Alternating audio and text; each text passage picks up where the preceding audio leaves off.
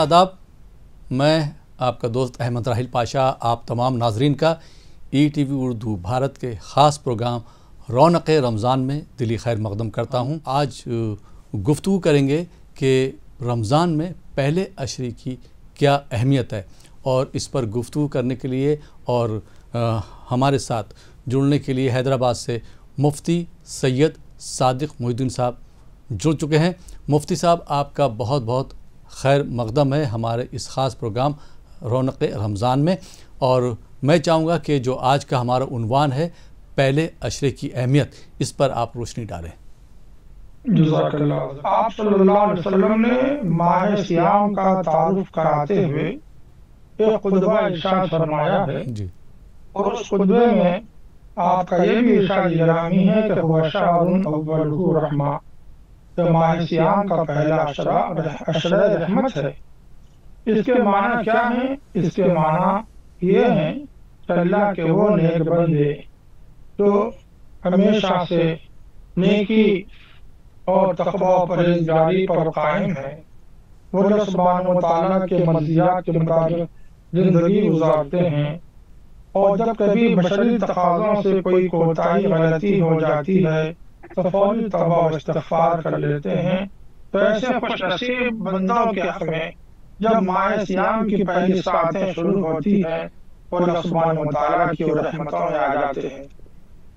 इस तरह दूसरे वो भी हैं जो इतने ज़्यादा खुदातर्स मुत्तक़ी परहेज़गार तो नहीं रहे हैं, लेकिन जब माह सियाम का आगाज़ हो गया तो उससे पहले उन्होंने अपने गुनाहों पर नदामत के आंसू बहा लिए, तौबा व इस्तिग़फ़ार करके अहद कर लिया इस बात का कि अब मैं अल्लाह सुब्हानहू व तआला की रज़ा और खुशनुदी को हमेशा पेश नज़र रखूँगा।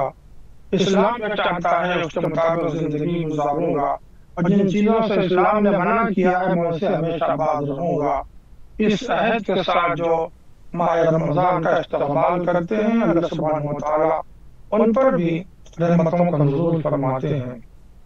हुवा शहरुन अव्वलुहु रहमा के जो माना है उसके माना तो यह है कि माह सियाम का पहला अशरा रहमतों वाला अशरा है, लेकिन शारिईन कहते हैं कि ये कोई इस बात कोई ख़ास नहीं है कि पहले अशरा ही रहमतों का अशरा है, बल्कि खुसूसियत के साथ इसकी फजीलत को बयान किया गया है।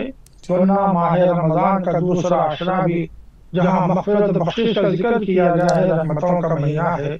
आखिरी अशरा भी जो दोज़ख से आज़ादी के परवाने का अता फरमाने का जिक्र किया गया है, वो भी रहमतों का अशरा है।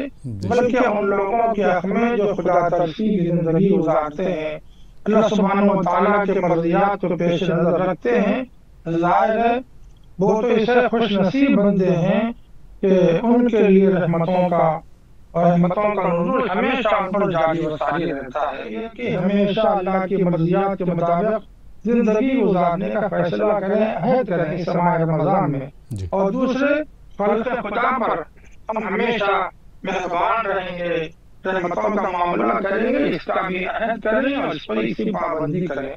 ये हदीस पाक जो मैंने आपकी खिदमत में पेश की है, किसी शायर ने इसकी अच्छी तर्जुमानी फरमाई है।